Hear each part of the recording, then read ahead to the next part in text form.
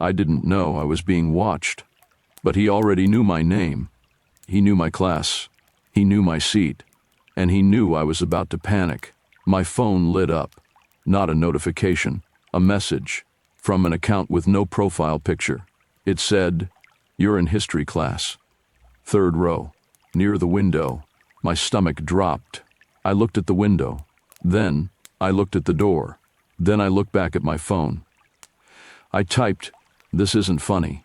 The reply came instantly. "I can see your hands shaking." I wasn't shaking until I read that. Another message appeared. "Don't move." I finally typed, "Who are you?" He sent one last line, "The reason your school is about to lock down." And then the intercom turned on.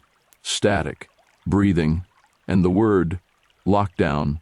The room went silent. But my phone vibrated again. And this time the message said, "I told you, senior year was supposed to feel lighter." We were already counting days instead of assignments. College talk, graduation plans, group chats that never stopped buzzing.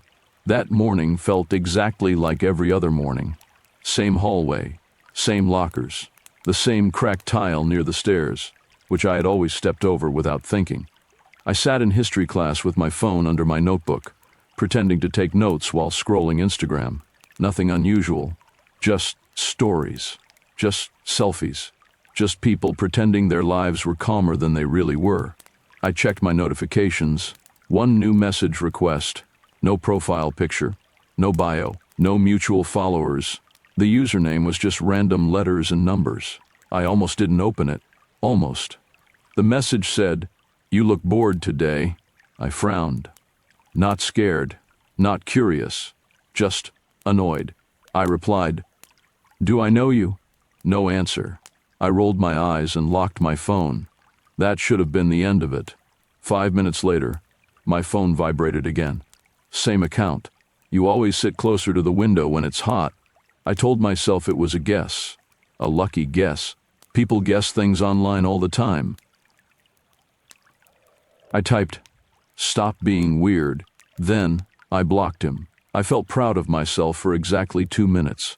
Because then another message request appeared. Different username, same writing style. Blocking me doesn't make me disappear. My throat went dry. I didn't respond. I didn't block him. I just stared at the screen as it might blink first. Another message came. "You're wearing your hair differently today." That's when I felt it. Not fear, not yet. Just awareness. The strange feeling you get when you realize a room isn't as empty as it looks. I tilted my head slightly, pretending to stretch. No one was looking at me. At least, I didn't see anyone. I told myself I was overreacting. So I did what most people do when they don't want something to be real. I ignored it. I went back to Instagram. I watched a story. I liked a post. I pretended I was normal. But the messages didn't stop. Different accounts. Same tone. Same calm confidence. "You always chew your pen when you're nervous. You're not paying attention to the board. Your teacher just looked at you." My heart started beating faster. Not because I was scared of him, because I was scared of being wrong. Scared that if I admitted he was real, everything would change. I didn't look behind me. I didn't tell my friends. I didn't tell my teacher. I just kept reading. And that was my mistake.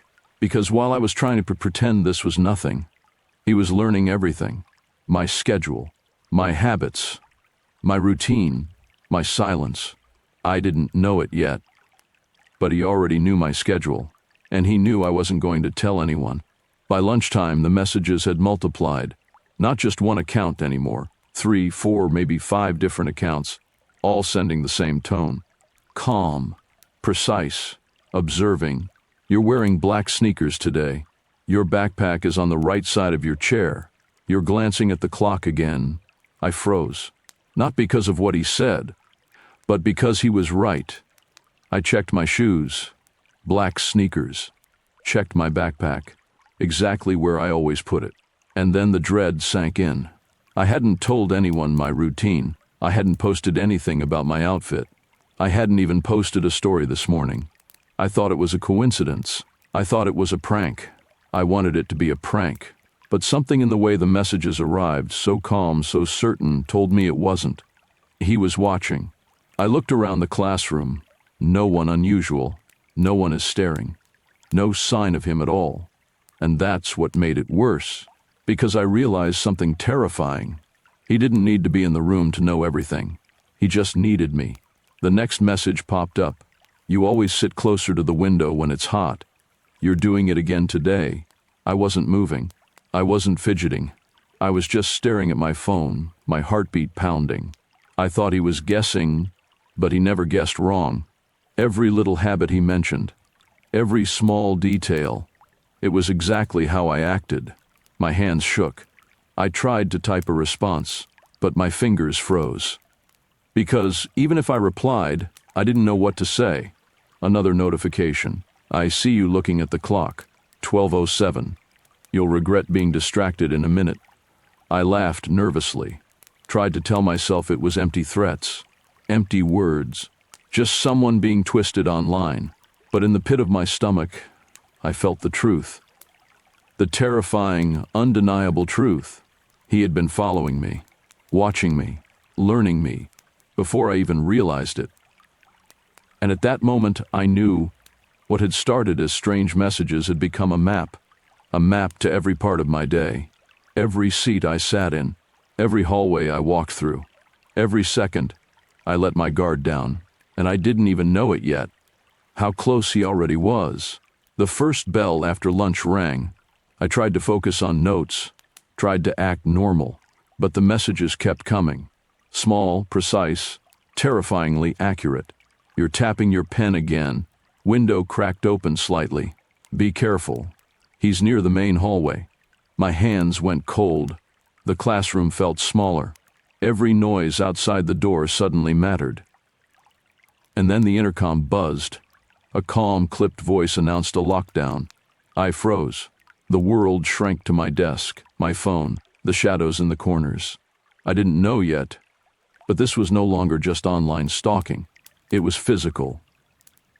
Later, the police told me something that made my blood run ice cold. He'd been inside the school for days before he ever sent a message. Days. He had studied our routines, watched me from the hallways, learned it in the classrooms, learned the doors, learned where students hid during drills. Suddenly, every message I had thought was creepy, every detail he mentioned, every warning I had ignored. It wasn't guessing. It was preparation, the school, the messages, my routine. It was all part of something bigger than I could see.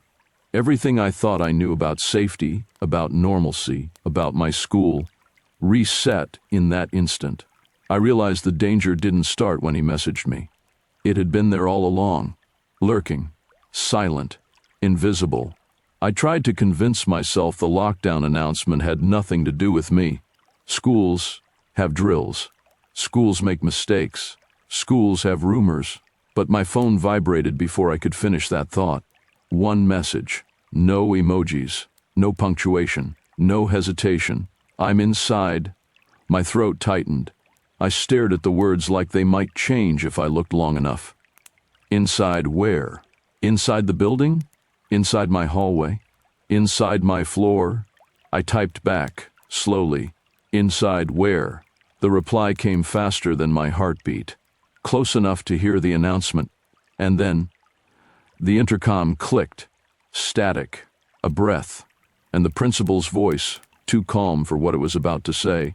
Teachers, this is a lockdown. Lock your doors. Turn off your lights. Chairs scraped. Someone gasped. My teacher moved faster than I had ever seen her move. The door locked. The lights went off. The room fell into a heavy, unnatural silence. Only phone screens glowed. Only breathing moved. Only fear felt real. My phone vibrated again. You're sitting very still. I realized too late. The message wasn't a threat. It was a warning. No one spoke. Not because we were told not to, but because nobody trusted their voice. We moved slowly to the corner of the room, pulling desks with us, creating a wall that felt too thin to protect anything. My back pressed against the cold floor. My phone rested in my lap, Screen dimmed, but alive. It vibrated again. I can hear someone breathing too fast. I covered my mouth instantly. Another message. Not you. The boy near the door. My heart slammed. That meant he wasn't guessing. He wasn't imagining. He was close enough to hear us. The hallway outside was silent. Then, footsteps. Slow. Heavy. Not running. Not rushing. Walking. Like someone who wasn't afraid of being caught. My phone vibrated. He's trying to be quiet. I shut my eyes. Another vibration. He's not very good at it. The footsteps stopped outside our door. No handle turned. No knock came. Just presence. The kind you feel more than you hear. Someone in class started to cry quietly. Someone else whispered a prayer. My phone buzzed one more time. He knows you're scared now. I realized something in that moment that still makes me feel sick. He wasn't just watching. He was enjoying. Enjoying the silence. Enjoying the fear. Enjoying knowing that I knew he was there. The footsteps slowly moved away. Down the hall. Into the unknown. And only then did I realize I hadn't moved. I hadn't breathed properly. I hadn't blinked. Because some part of me believed that if I stayed perfectly still, he wouldn't come back. The lockdown didn't end quickly. Minutes stretched until time stopped making sense. When the intercom finally crackled again, the voice sounded different. Not calm. Not practiced. Careful. Teachers were told to keep doors locked. Students were told to stay seated. Police were moving through the building. My phone buzzed once more. No message this time. Just silence. And that scared me more than the words ever had. Then there was a knock. Soft. Controlled. Not rushed. Our teacher stood slowly and asked for identification through the door. A deep voice answered. Police. When the door opened, 2 officers stepped in. They didn't look at the class. They looked at me. Not aggressively. Not suspiciously. Almost apologetically. One of them knelt beside me and whispered, Are you the one who's been receiving the messages? My chest tightened. I nodded. He exhaled slowly. And then he said the sentence that changed everything. The lockdown wasn't random. It was because of you. The room faded. The whispers. The desks. The walls. All I could hear was my own heartbeat. He continued quietly. He's been following you. We traced the accounts. We believe he's inside the building. Inside. Not was. Inside. I felt something break inside my chest. This wasn't just happening to me. It was happening because of me. Because I didn't block him fast enough. Because I didn't tell anyone. Because I tried to pretend it wasn't real. Every student in this room was hiding. Because he wanted me. I looked down at my phone, at the screen that started all of this. And for the first time, I didn't feel scared of him. I felt guilty. Because I wasn't the only one in danger anymore. And somewhere in this building, he knew that too. They didn't let me see him at first. They moved me into the hallway, away from the classroom, away from everyone else. 2 officers stayed beside me while others searched the building. I could hear the radios. Footsteps. Doors opening and closing. Then one of the officers spoke quietly into his shoulder mic, and his voice changed. Not loud, not excited, just certain. They had found him. He wasn't hiding in a classroom. He wasn't running. He was sitting on the floor near a stairwell, hands on his knees like he'd been waiting. They told me he had traveled more than an hour to get here. An hour. To watch me sit in class. To send messages. To wait for fear. They showed me his phone later. Not to scare me, but to explain. Screenshots. Of my Instagram posts. Of my stories. Of my comments. Of my profile from months ago. He had saved them. Then there were photos. Not taken from Instagram. Taken from inside the SCUI walking in the hallway. I am sitting in class, me laughing with friends, and then my schedule, printed, highlighted, with times, with room numbers, with my name written at the top. The officer said, "He's been planning this." I felt my legs weaken, because planning means time. And time means intention. They told me he never tried to touch anyone, never tried to hurt anyone, but he wanted me to know he could. They let me see him once, just once. He looked normal, too normal. No anger, no panic, no shame. He just smiled, not wide, not proud, soft, almost gentle. And that's when I felt it, the last wave of fear, because his eyes didn't look like someone who was finished. He kept smiling, like he hadn't finished yet. The police left me with a pile of forms, a number to call, and a restraining order that felt both powerful and fragile.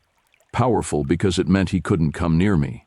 Fragile because I knew it wouldn't stop him from thinking about me, from knowing he had won in some way the fear he wanted me to feel. School resumed a few days later. The hallways were full again. Teachers smiled. Students laughed. Life went on as if nothing had happened. I tried to smile too. Tried to act normal. Tried to convince myself I was okay. My friends moved on faster than I could. Lunchroom chatter, hallway jokes, everything was the same. But for me, nothing was ever the same again. Every time I walked past a door, every time a phone buzzed, I felt him. Somewhere, watching, waiting. The restraining order made him leave physically, but my fear didn't disappear. It lingered, quiet, persistent, like a shadow just outside the corner of my vision. And the most frustrating part? No one at school understood.